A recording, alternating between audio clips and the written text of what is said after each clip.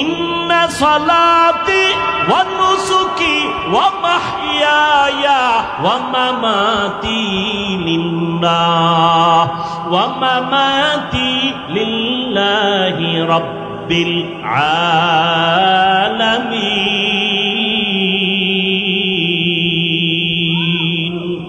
রঙ্গে তাকওয়া রঙ্গে সিদ্দিক রঙ্গে দিতা আবদ বাকি বুয়াদ বরআবেদি।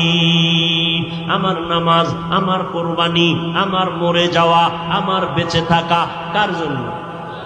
আরো জোরে বলেন। আমি ব্যবসা করি কার জন্য? এই হোমনার মানুষ, ব্যবসা কার জন্য? কথা বলেন। আল্লাহর জন্য যারা ব্যবসা করো রে হোমনার মানুষ, ভালো করে শুনো।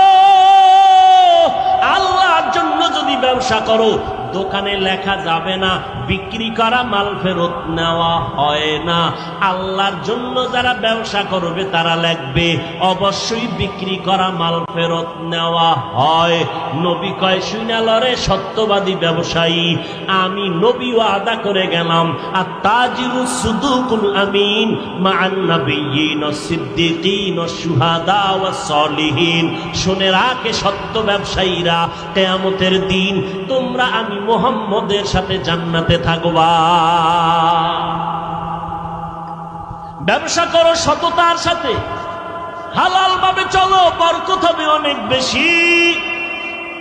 ও ব্যবসায়ীরা, হারাম টাকা উপার্জন কইরা তোমার সন্তানের খাওয়াইয়া রক্তটারে নাপাক বানাইও না, তোমার স্ত্রীর রক্তকে নাপাক বানাইও না রে ভাই। তুমি হারাম খাইতেছো জেনে শুনে, তোমার স্ত্রীর কি দোষ? তোমার নাবালেগ বাচ্চার কি অপরাধ? হারাম টাকা দিয়া বাজার কইরা সন্তানের রক্তটারে নাপাক কেন করাও রে বাবা? আল্লাহর ভয় তো তোমার অন্তরে নাই।